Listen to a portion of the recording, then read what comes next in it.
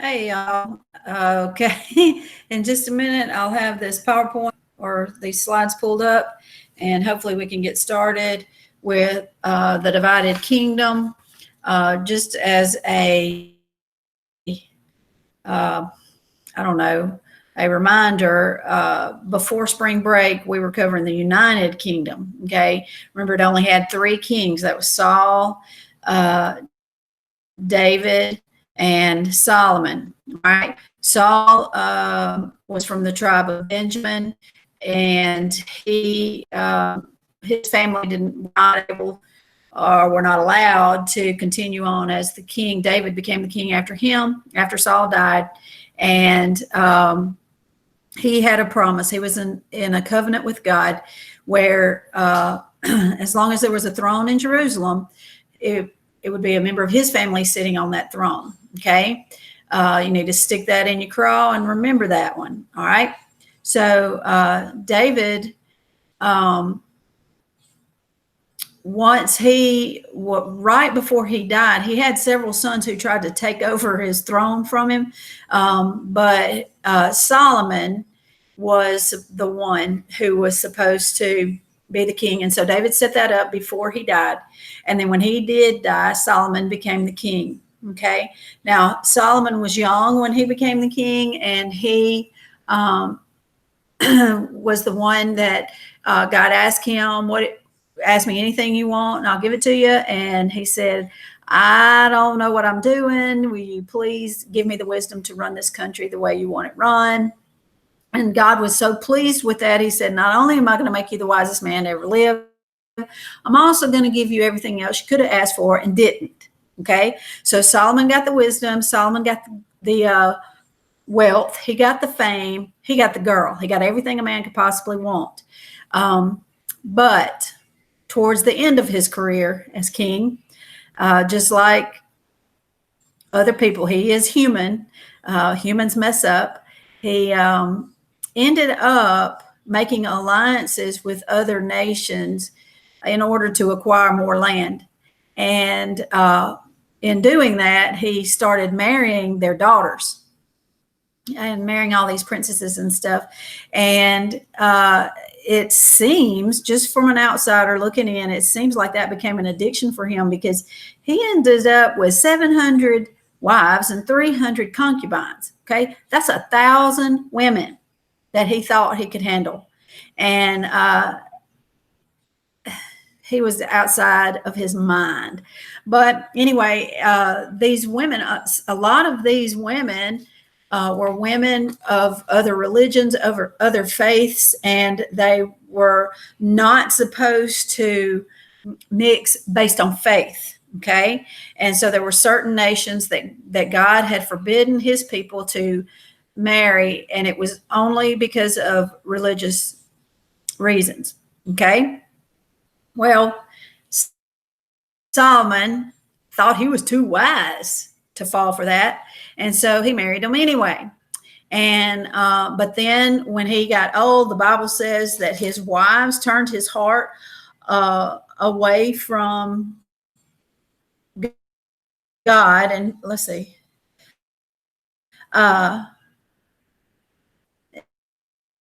In 1 Kings chapter 11, verse 4, your number 2 question on the divided kingdom worksheet.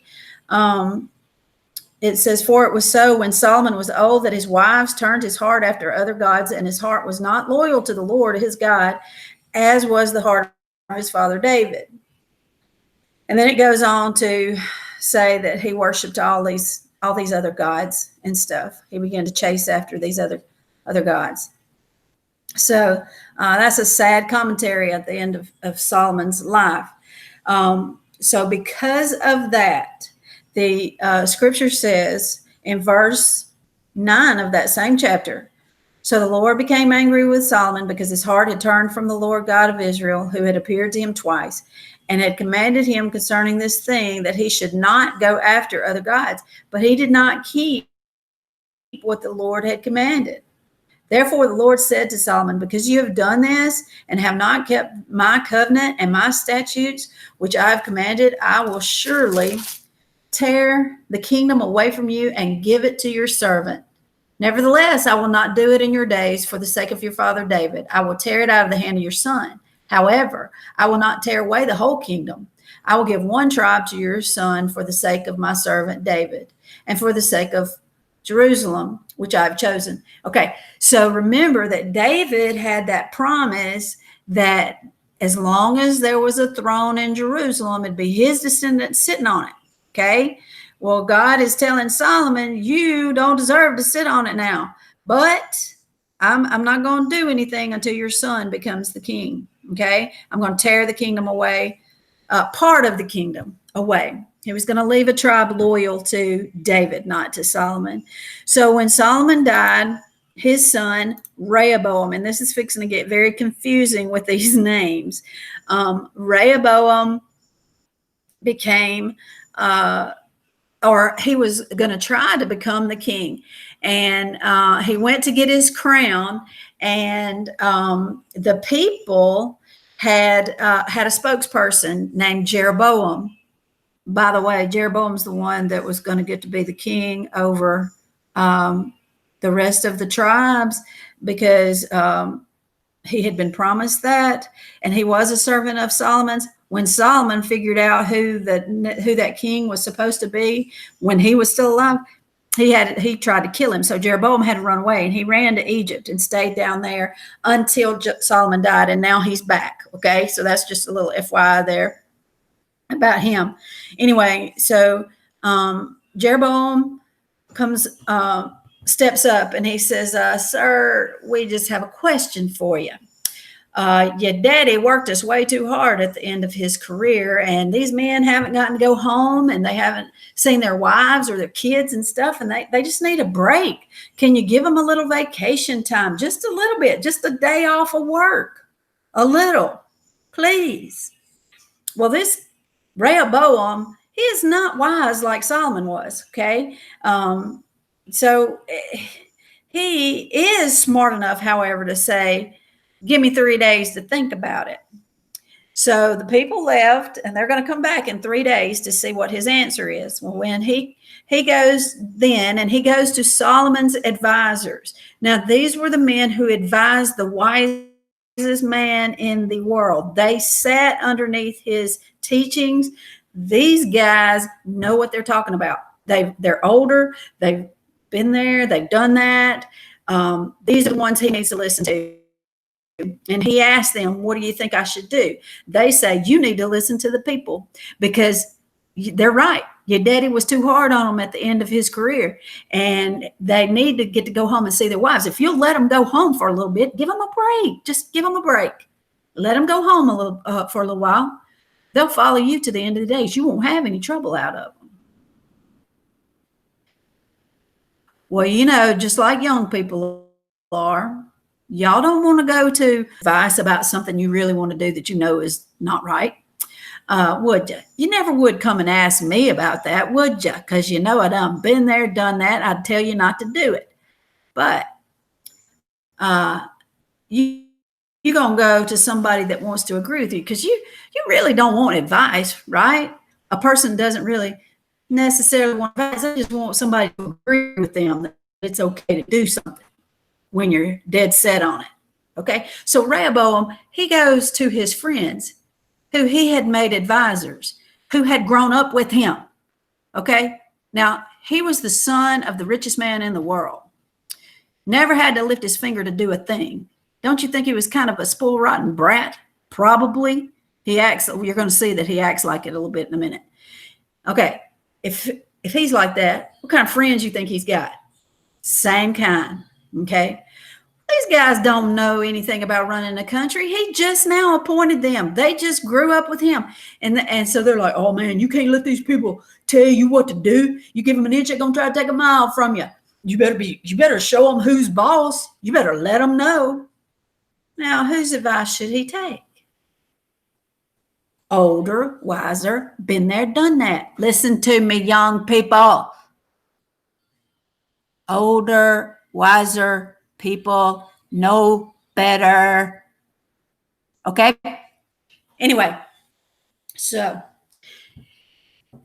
he listened to his buddies. So he goes back out on that third day to give the speech or whatever, and he says, "You have asked me." He tries to sound all wise. "You have asked me to let up on you because my father was too hard on you, and my response to you is, if you think my daddy was bad, you ain't seen nothing yet. My daddy whipped you with whips, I will beat you with a scourge. In other words, daddy whipped you with the belt, I'll turn around and beat you with the buckle. Booyah." He threatened them. He threatened these people and told them how bad he was going to be to them. And he was going to try to be a dictator to them. And they're like standing there with their mouths hung open. What is this idiot kid saying to us?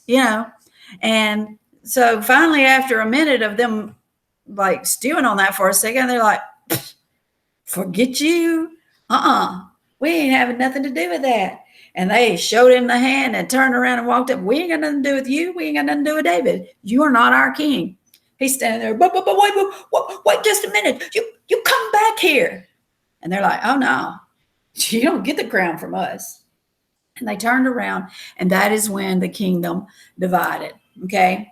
And that is the historical reason why the kingdom divided, is because this dumb dude would not let up on his people. So the nation split. 10 of the tribes left. They had basically a secession of the states or the tribes. And so this United Kingdom split. You got the Northern Kingdom. Those were the ones who left. They're going to, because you've got was the only tribe that was actually loyal to David. There was 2 tribes in there. Benjamin gets placed with where it's geography pretty much where it was.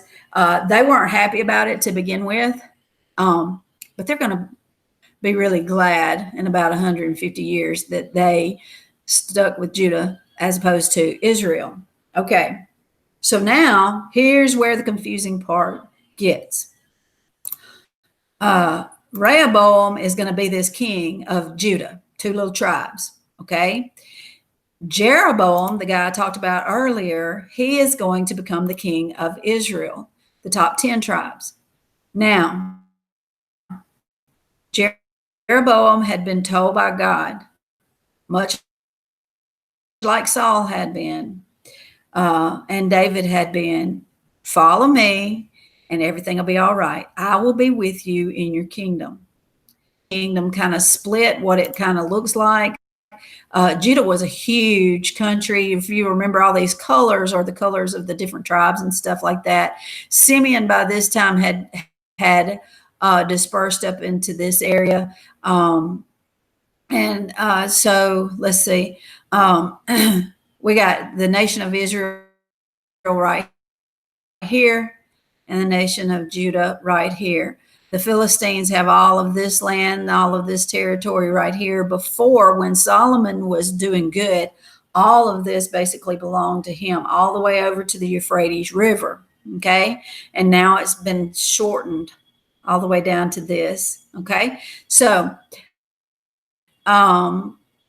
Israel, with Jeroboam as the king, there's some have that Judah does. Well, first of all, Jerusalem is down here in Judah. So what was it that Solomon built in Jerusalem that was like the center of the whole entire nation? Right.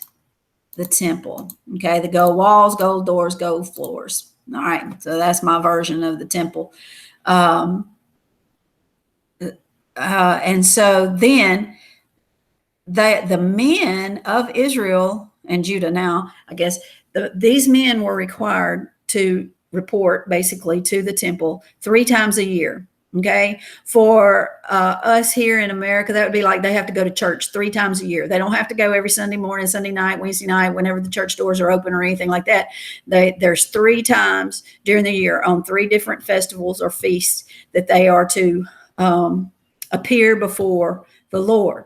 Okay, that was part of their religious thing, and this was required by God. So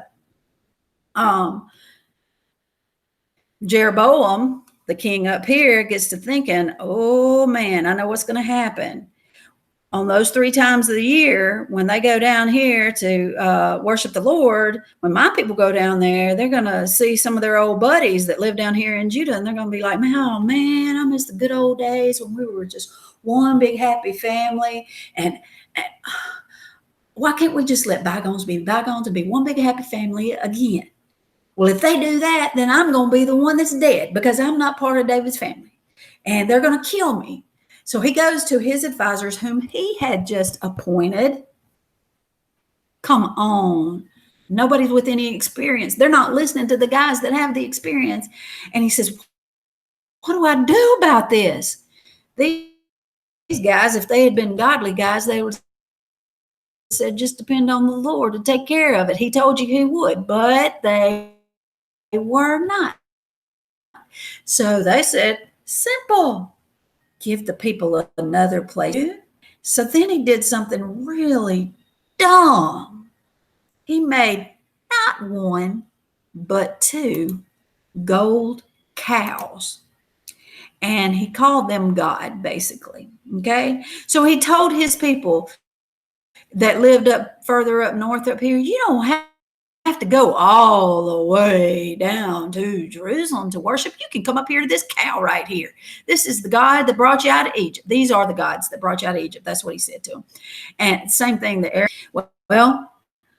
And then to the people down here, you don't have to go all the way into Jerusalem. You don't have to cross that borderline. No, you can worship from right here.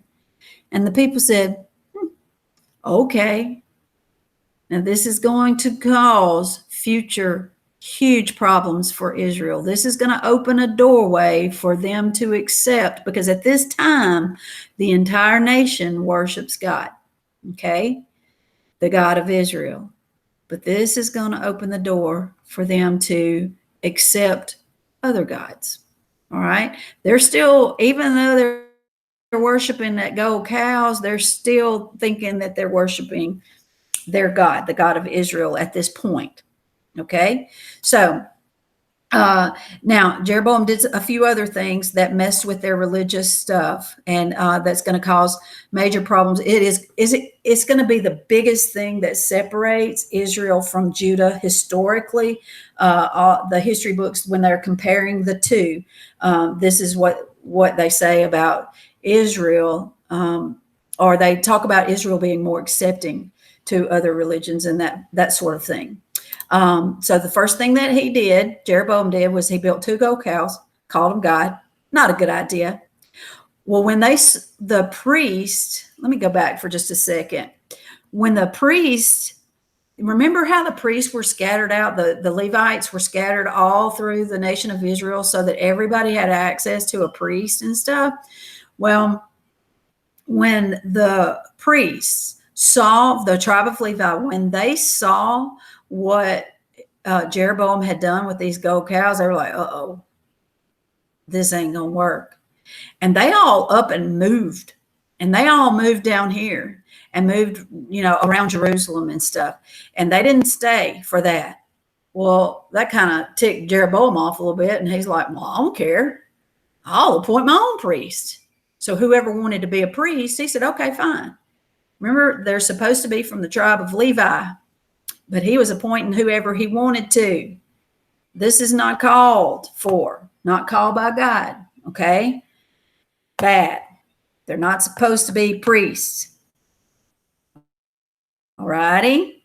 Then, not only that, he changed the feast dates. Now, we didn't get to go into a whole lot of detail on the feast that was before Christmas. It gets confusing and stuff, but these dates, there was always something that would significant that would happen on these dates and things like that. He's changing them. So God is the one under the Mosaic law code. He's the one that told them when they were supposed to observe these feasts. Well, Jeroboam kind of wanted to make it a different kind of feast or something like that. And he changed those dates, and that's messing with everything. That's not a good idea. And because he did this, things are going to go bad, bad, bad for Israel. All right. So we're going to talk more about Israel. Let's just let you know that Samaria was going to be the capital of Israel. And then they had 19 kings, and all of them, as far as God was concerned, they were all bad. Now that some of them were good political leaders, but as far as religious leaders, that's what we're talking about right here. Not one king tried to get rid of those gold cows. Not one. Not one of them tried to bring the nation back to God. There's going to be one that comes very close at one time, but that's a whole different story that I'm probably going to do a video of, because I love the story. I love to tell it, and it's just going to be a freebie for you. Okay. And then let's see. Okay. During this time, since they didn't have real priests, they didn't have real gods. God still hasn't forgotten his people. Okay. He sends prophets to them to warn them about what God was going to do to them if they did not turn back to him. And remember, back before, I think it was before Christmas. It might have been right when we got back. I can't remember now, right off the bat. But you had to list the blessings and the curses for obedience and disobedience in taking over the land, and what they were supposed to do once they got it, and all this kind of stuff. Well, these prophets, their job is to remind them of what God said, remind them what their punishment would be if they didn't do right. Okay, so we have Elijah, Elisha, Jonah, who was really, he was a prophet to a different nation, the nation of the Assyrians. We'll talk more about him later too. Actually, we'll talk about all of these later. I'm just putting this up here for you just to see for right now. So that should cover the first, let's see, the first section, the first half of your worksheet on the divided kingdom. And we will continue on with the decline of Israel, because we're going to have to talk about how Assyria is moving up in the world before we get to all of that. Okay. Well, I'll just stop this one right here, and to be continued. Just keep looking at these videos. Well, I hate for you to look at these videos. You need to read more, but just keep on keeping on. Okay. Come see me when we do get to go back to school. Okay. When I figure out how to do this. Escape. Let me go. Okay. Wait. Okay.